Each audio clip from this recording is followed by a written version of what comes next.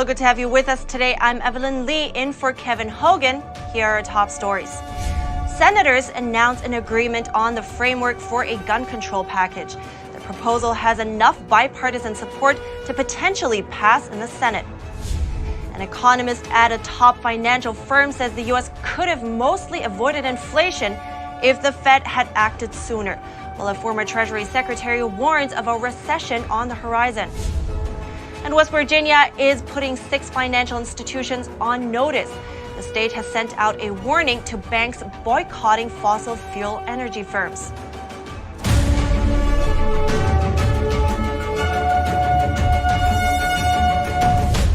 Senators on Sunday reached a bipartisan agreement on the framework for a gun control package. In a joint statement, 10 Republican senators declared their support, meaning with all Democrats on board, there will be just enough votes to pass the proposals. NTD's Jeremy Sandberg has more. The legislative gun control package includes measures for resources toward mental health needs, school safety, and an expanded review process for young gun buyers. According to the statement issued, an investigative period would be required for gun buyers under the age of 21 to review juvenile and mental health records, as well as checks with state and local law enforcement. School safety resources include safety measure programs, school violence prevention, and training for teachers and students. It also adds protections for domestic violence victims, investment in family mental health services, and funding for school-based mental health support services. The bill also aims to create more penalties for straw purchases, when people buy weapons for others who can't pass a background check. Other measures include clarifying the definition of a federally licensed firearms dealer to crack down on criminals illegally evading licensing requirements, and more investment in crisis prevention via telehealth programs. The bill also will provide support and funding for state crisis intervention, also known as red flag laws. Those are laws that allow guns to be temporarily taken away from someone deemed a threat to themselves or others following a court order. Gun Owners of America and the NRA weighed in on Twitter. The NRA says it will continue to oppose any effort to insert gun control policies and initiatives that override constitutional due process protections, and that it does not take positions on framework bills until the full text of the bill is available for review. Gun Owners of America called red flag laws unconstitutional and could allow courts to seize weapons without any due process, simply based on anonymous tips. The Republican senators supporting the measure are Lindsey Graham, Mitt Romney, John Cornyn, Tom Tillis, Richard Burr, Roy Blunt, Bill Cassidy, Susan Collins, Rob Portman, and Pat Toomey. President Biden praised the senators for their work on the bill and is urging Congress to pass it. Christian Hain, Vice President of Policy at Brady and a gun control activist, says he thinks the bill is a sign of things to come. This is sort of testing ground that we can pass bipartisan gun laws and the sky won't fall. And for all of those reasons, I think that this agreement is really important.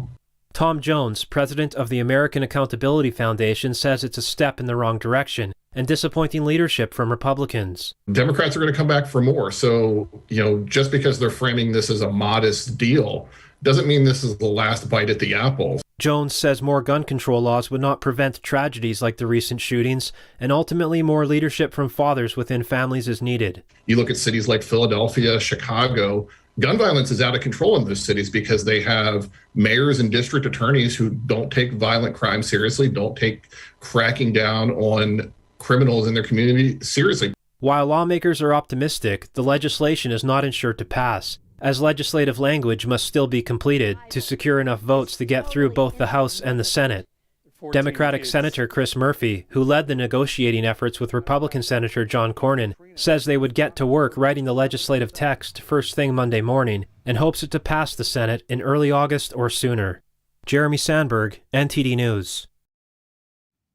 The Supreme Court will soon rule on a case challenging a gun law in New York State. Gun owners and instructors in the state are hopeful that the High Court will overturn the law. Have a look at the details. New York State currently requires people to show a proper cause for carrying concealed handguns before they receive permission from the state. A proper cause has to be an actual rather than speculative need for self-defense, and the permit doesn't apply to the entire state. The U.S. Supreme Court will soon decide whether to keep this law in place or overturn it. Those at the Nassau County Rifle and Pistol Range say the issue is a matter of common sense practicality. If you have a permit right? You're permitted in Nassau County, right? Why shouldn't your permit be good in the city? Okay, or Nassau County, New York permit, why isn't it good in New Jersey or California? All right, your marriage license and your driver's license good all over the United States, but your permits are not universally accepted by other states, and they should be. A military veteran and former New York firefighter says restricting access to guns doesn't necessarily make a place safer. What I have noticed is places that have simpler, legal gun laws are safer. Because, for instance, the recent shootings that we had, I feel if a place is unprotected by firearms, it's a soft target. That means anyone with malintent can go in there and expect no resistance whatsoever. Given the recent school shooting in Texas, he says teachers should be able to protect their students with guns. Firearms are not complicated devices. They're very simple. I personally feel you are the last line of defense with that room full of children. If you're there willing to educate them, you should be there willing to defend them with your life. The Supreme Court's ruling is due by the end of June. The case could yield the most important gun rights ruling in more than a decade, and it could impact various gun restrictions nationally. The Supreme Court could be poised to overturn Roe v. Wade as soon as today. The High Court updated its calendar last Thursday, indicating decisions would be handed down Monday and Wednesday of this week. Justices have 29 opinions remaining to be delivered in the next month before its traditional summer break. On top of abortion and gun rights, the court is also considering cases that could allow more religion in public life. Next, I don't have to tell you about red-hot inflation. Prices for nearly everything are going up. Now, an economist for a financial services firm, Allianz, says it could have largely been avoided if the Federal Reserve had acted sooner. NTD's Jessica Beatty has more.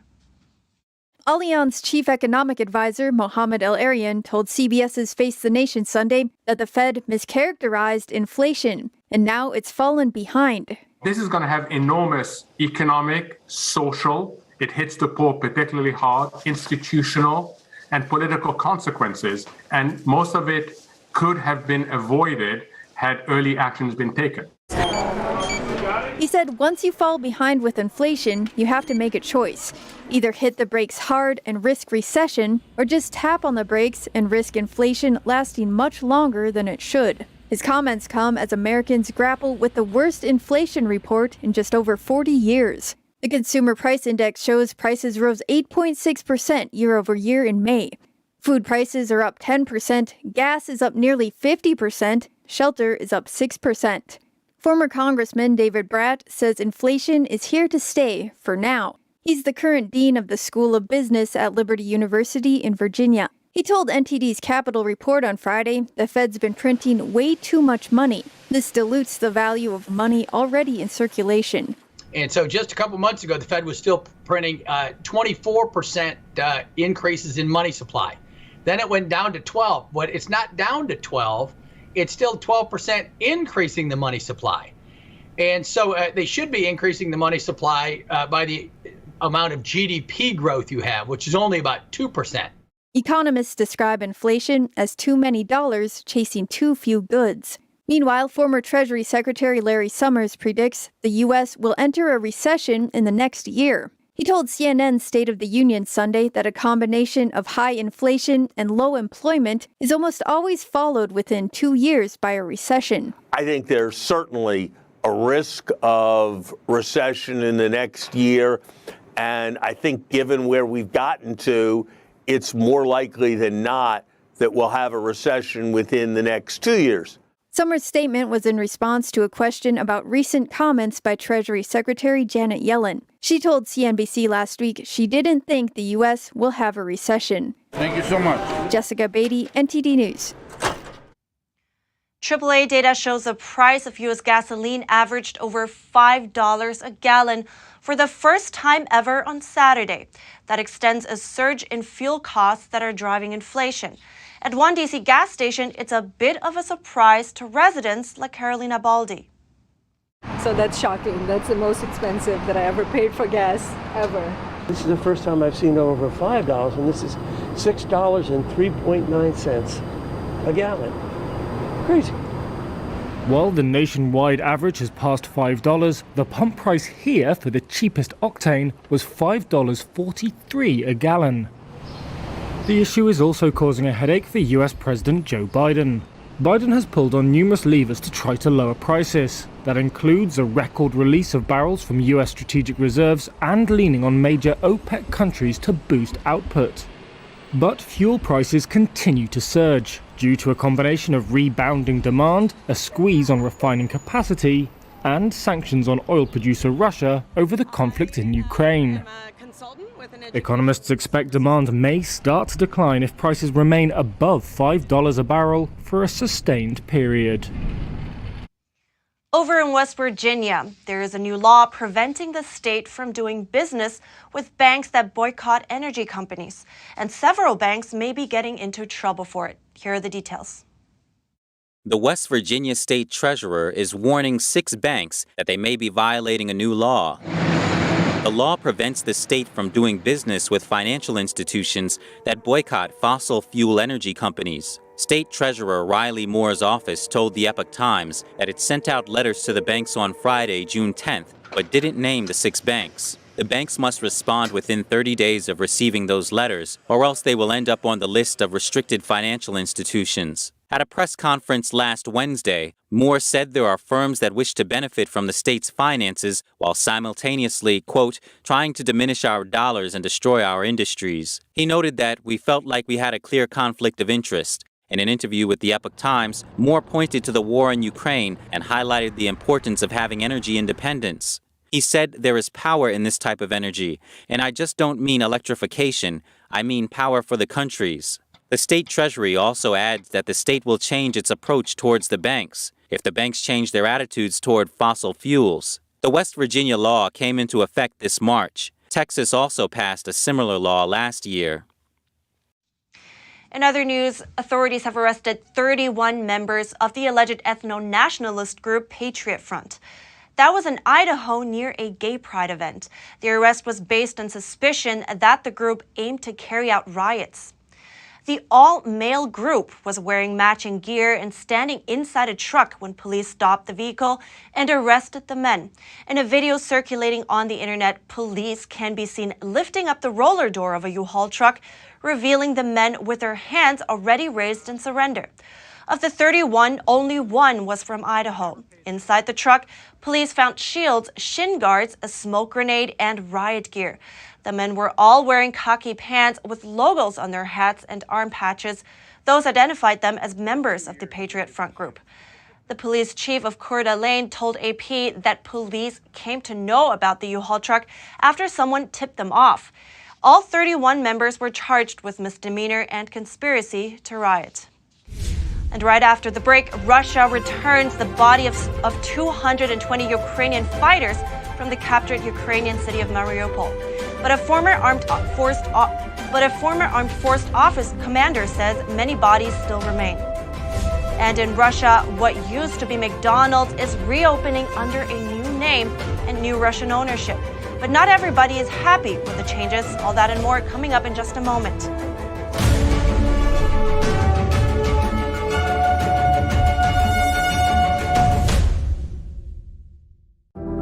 Secure, the true solution for your digital privacy and security. Secure is a private and secure messaging and email solution hosted in Switzerland, using military-grade encryption and Swiss privacy laws, giving you true privacy. Secure is 100% private and does not collect or sell any of your personal data. Secure's Helix technology connects you securely to our Swiss servers without the need of a VPN, guaranteeing privacy and security for all your communications. Secure Messenger doesn't require your phone number or any personal data that hackers target.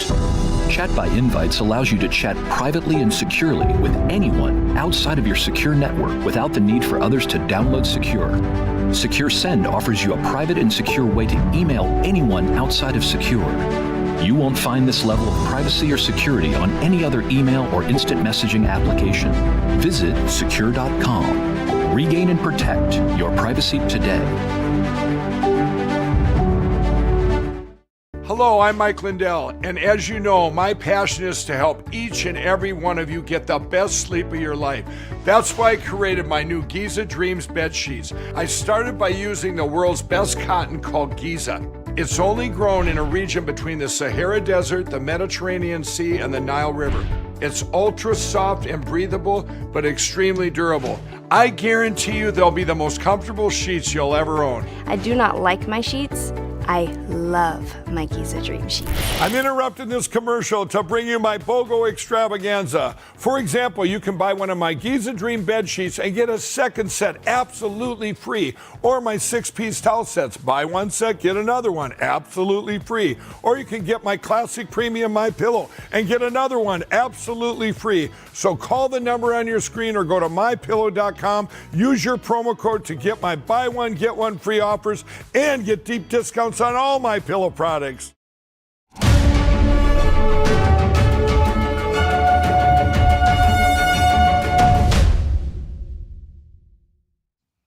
Welcome back. President Biden on Friday said he warned Ukraine's president that Russia was preparing for an invasion. He said Ukraine did not heed his warning, but aides to Ukraine's president disagree. Biden said he knew a lot of people thought he was exaggerating, but that U.S. data suggested that Putin was going to invade. Biden said, quote, "There was no doubt, and Zelensky didn't want to hear it." A spokesman for Ukrainian President Volodymyr Zelensky told a Ukrainian news outlet a different story. He said that Zelensky discussed the threat from Russia frequently. He said it was Ukraine's allies who were not listening to Ukraine's concerns before the war. He also said Zelensky held phone conversations with Biden before the war, and the two exchanged detailed assessments. He said when Ukraine demanded preventative measures, partners did not want to listen. The bodies of 220 fighters from the Azovstal steelworks have been returned after an exchange with Russia. That's according to a former Ukraine National Guard commander who said just as many bodies remain. Here are the details. The bodies of more than 200 Ukrainian fighters are still yet to be retrieved from the Azovstal steelworks in Mariupol. That's according to the former commander of Ukraine's Azov National Guard regiment in footage he posted on his Telegram channel on Sunday, weeks after Russia claimed full control of the southern port city. Maxim Zhorin said that under the terms of a recent exchange, 220 bodies of those killed in Azovstal had been sent to Kyiv.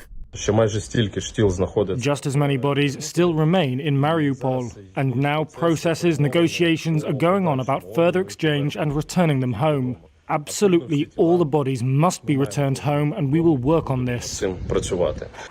Hundreds of fighters holed up in the steelworks were taken into Russian custody in mid-May.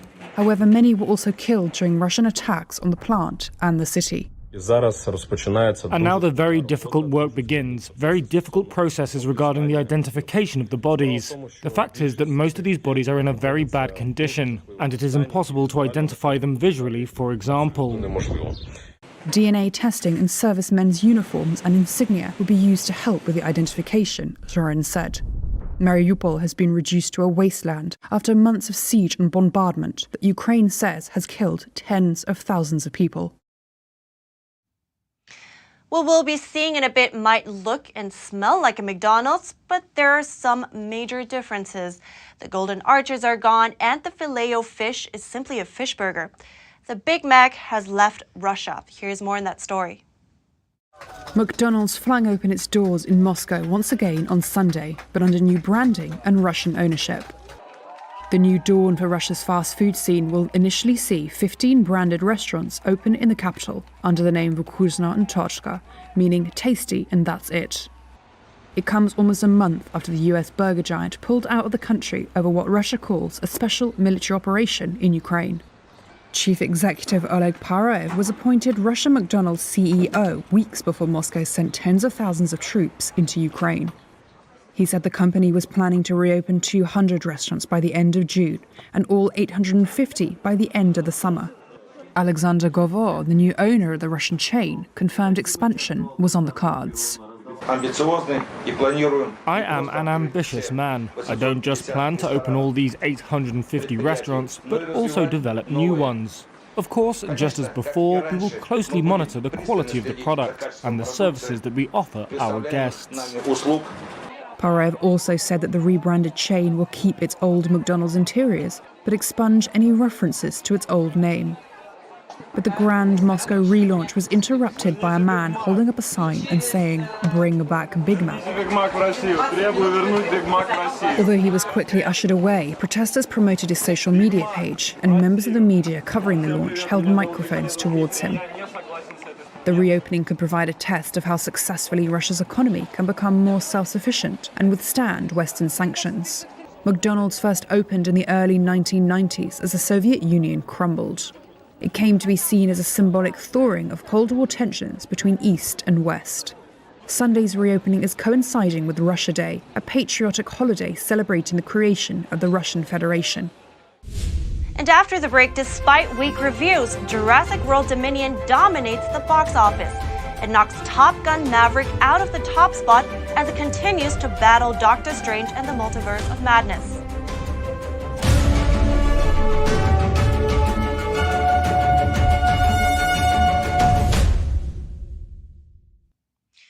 Eight people were rescued from Tasmania's Mount Wellington in Australia over the weekend amid snow blizzards.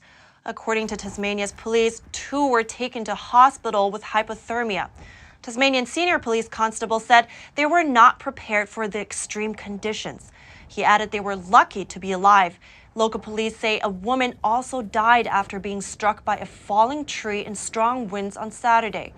The below-average temperatures have hit much of eastern Australia, with many homes losing power. Dinosaurs, fighter jets, superheroes, and animation.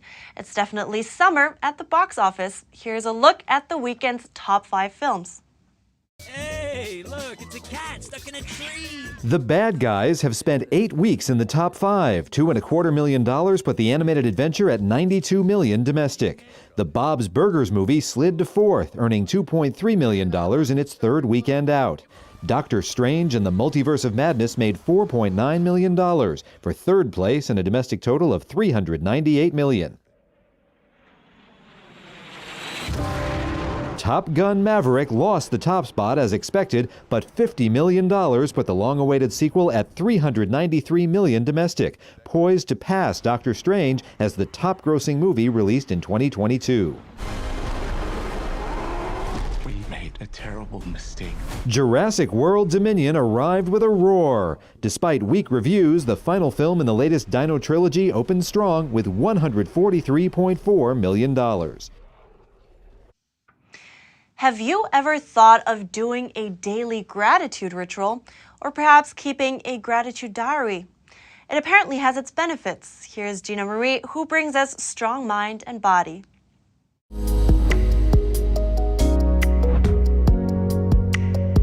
When your day starts, set aside a little time for gratitude. It will make your day go a lot better. Start by holding a 2-minute gratitude session. After calming yourself, reflect on what makes you grateful and who you are grateful for. It can improve your overall happiness when you count your blessings. So why should this simple act of being grateful make such a big difference? Well, there are a few reasons. Because it reminds you of the positive things in life, the people you love, or just the kindness of a stranger. The other reason is because it can turn bad things into good things. Do you have problems at work? Can you be grateful you have a job? A lot of people can't get work for different reasons. Challenges offer opportunities. Being grateful makes you a stronger person because it reminds you of what's important. Let me leave you with a prayer of gratitude. It's called being thankful. Be thankful that you don't already have everything you desire. If you did, what would there be to look forward to? Be thankful when you don't know something, for it gives you the opportunity to learn. Be thankful for the difficult times. During those times, you grow. Be thankful for your limitations, because they give you opportunities for improvement. Be thankful for each new challenge, because it will build your strength and character. Be thankful for your mistakes. They will teach you valuable lessons. Be thankful when you are tired and weary, because it means you've made a difference. It is easy to be thankful for the good things. A life of rich fulfillment comes to those who are also thankful for the setbacks. Gratitude can turn a negative into a positive. Find a way to be thankful for your troubles, and they can become your blessings. Get out a picnic blanket or a lawn chair and settle in for a celestial show. The June full moon is a supermoon nicknamed the Strawberry Moon. It's already lighting up the night sky, and you've got until sunset Wednesday to see it in all its glory. This year's Strawberry Moon is the first of 2 consecutive supermoons. That's when the moon looks bigger and brighter than normal because it's so close to Earth. So what's with the nickname? Sorry to tell you, the moon is not strawberry red. The name is rooted in the traditions of indigenous groups in the Northeast. They saw this moon as a sign that strawberries, along with other fruit, were ripe and ready to pick. So that's some interesting trivia for you. And that's it for now. You can still catch NTD Evening News tonight at 6:30 p.m. Eastern. I'm Evelyn Lee. Thanks for watching.